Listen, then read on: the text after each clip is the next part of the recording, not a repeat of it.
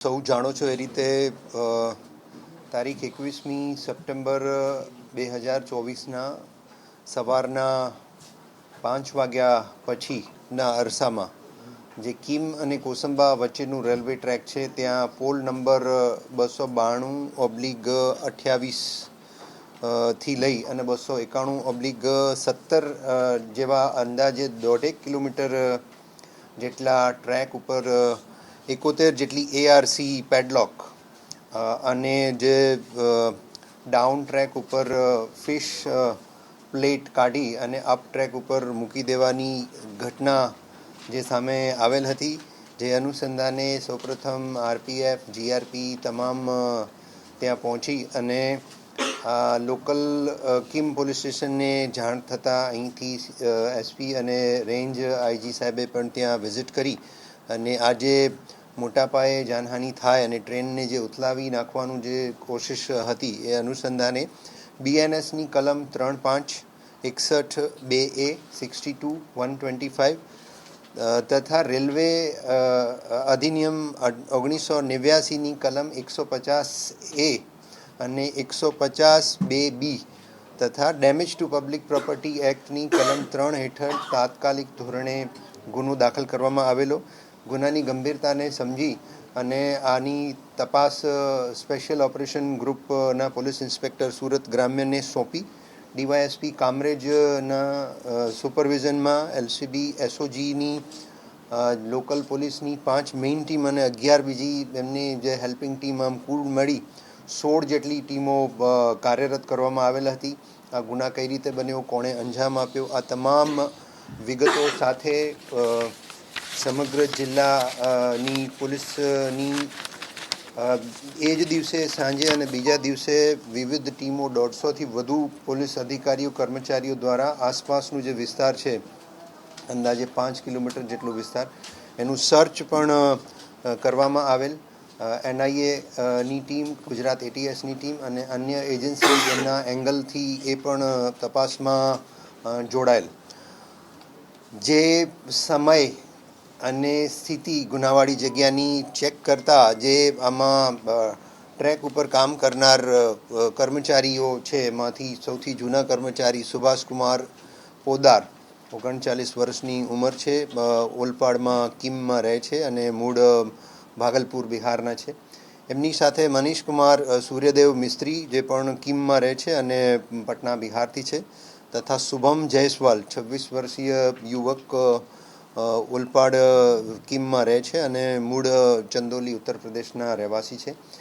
એમના આ ત્રણેય ટ્રેક પર કામ કરનાર કર્મચારીઓનું આ વિસ્તાર એમની એરિયા ઓફ ઓપરેશન ડ્યુટીમાં આવે છે, ટ્રેકને મેન્ટેનન્સ અંગેનું.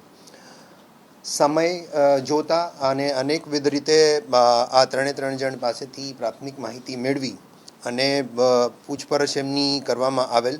જે સમયે જ્યાં જે વસ્તુ બનેલી અને જોયેલી એને અનુસંધાને પોલીસે એમની પાસેથી જ્યારે એમનું મોબાઈલ ચેક કરતા ખરેખર જે 28 સેકન્ડનો વિડીયો જે 5 વાગ્યા અને 20 મિનિટ પછીના બનાવનું જે બતાવવામાં આવેલ હતું એ વિડીયો રિસાયકલ બિનમાંથી પોલીસે રિકવર કરતા એ વિડીયો 4 વાગે 57 મિનિટ અને 56 સેકન્ડે એ વિડીયો બનેલ હોવાનું ટાઈમ અને ડેટના સ્ટેમ્પ સાથે પ્રસ્થાપિત થયેલ, જેથી પોલીસને આ વિષયમાં થોડું વધારે શંકા થવા લાગી કે આ વિડીયો ઉતારી અને ડિલીટ કરી દેવામાં આવેલું હતું.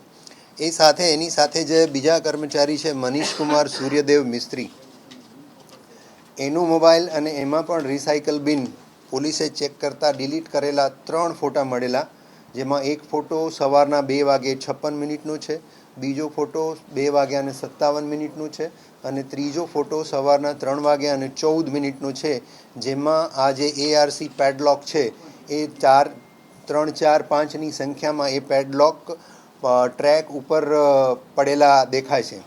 હવે આ બાબતની પોલીસે વધારે ઊંડાણપૂર્વક તમામ ટીમો આ કામમાં લાગી ગયેલી અને આમની પૂછપરછ કરતાં સુભાષ ના કહેવાથી અને સુભાષની સાથે મળી અને મનીષ અને શુભમે આ પેડલોક પણ કાઢેલા અને ફિશ પ્લેટ પણ કાઢી અને ટ્રેક પર મૂકી હતી. ખરેખર જે પ્રમાણે એમની મૂવમેન્ટની તમામ ટેકનિકલ માહિતી રેલવે વિભાગ પાસેથી માંગી અને આવી ગઈ છે, એનું એનાલિસિસ ચાલે છે. એ ટ્રેકને પેટ્રોલિંગ દરમિયાન, ટ્રેકના મેન્ટેનન્સ દરમિયાન આવું કૃત્ય સુભાષ ન કહેવાથી થયેલું છે, એ પ્રસ્થાપિત થયેલું છે અને 3 આરોપીઓએ આની કબૂલાત પણ કરી છે. તથા પોલીસ ઈરાદો આમાં જાણવો ખૂબ જ અગત્યનો હતો. પોલીસે ગહન પૂછપરછ કરતાં પ્રસિદ્ધિ માટે ઇનામ મળે એના માટે આ કૃત્ય કરેલું છે. અને જે મોન્સૂનની પેટ્રોલિંગ છે એ હવે મોન્સૂન પૂરું થતાં બંધ થાય છે.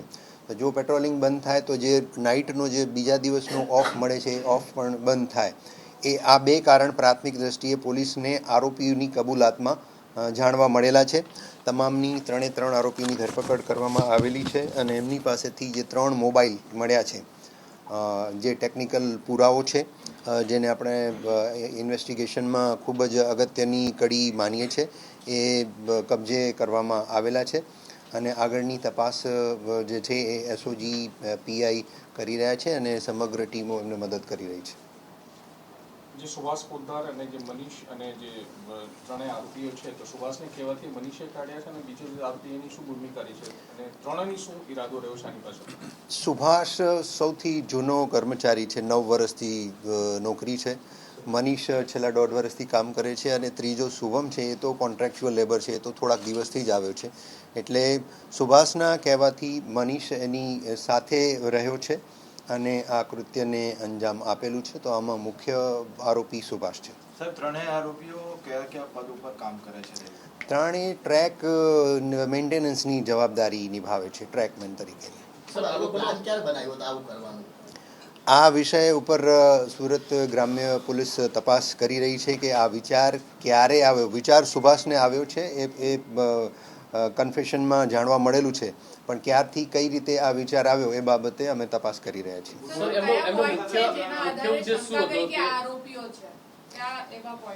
સૌપ્રથમ જે ફરિયાદ, જે કન્ટેન્ટ ફરિયાદની છે, જે ઇજનેર રેલવે વિભાગના ફરિયાદી બન્યા છે, બનાવની હકીકત 5 પછીની બતાવે છે. પણ પોલીસે જ્યારે આ ફોટોગ્રાફ મળ્યા અને આ 3 જણાની પૂછપરછ અને એમાં ખાસ કરીને સુભાષની જે પૂછપરછ કરવામાં આવેલી, તો આ બનાવમાં જે ટ્રેન પસાર થાય છે એમના ટાઈમિંગ પણ ખૂબ જ અગત્યના છે. 5:20 પછી આ એમણે જોયું કે આવી રીતે ફિશ પ્લેટ અને ARC પેડલોક ટ્રેક ઉપર પડ્યા છે. પછી એમણે ફોટો અને વિડીયો લીધા અને જે સંબંધિત એમના રિપોર્ટિંગ ઓથોરિટી હોય લોકોને અને જાનમાલને બચાવવા માટે એમણે ત્યાં રિપોર્ટિંગ કરી અને ગરીબ રથ ટ્રેનને રોકાવડાવ્યા. પણ એ ટાઈમિંગ જે છે એ એમના મોબાઈલમાં રિસાયકલ બિનમાંથી મળેલ વિડીયો અને ફોટોગ્રાફ સાથે કોઈ રીતે મેચ નથી કરતા. એક 4:57નું મળે છે, બીજું 2:56, 2:57, 3:14નું મળે છે. એટલે આ જે FIRની કન્ટેન્ટમાં જે હકીકત દર્શાવેલી છે એ આ મળેલા પુરાવાઓથી સંપૂર્ણ રીતે વિસંગત મળે છે.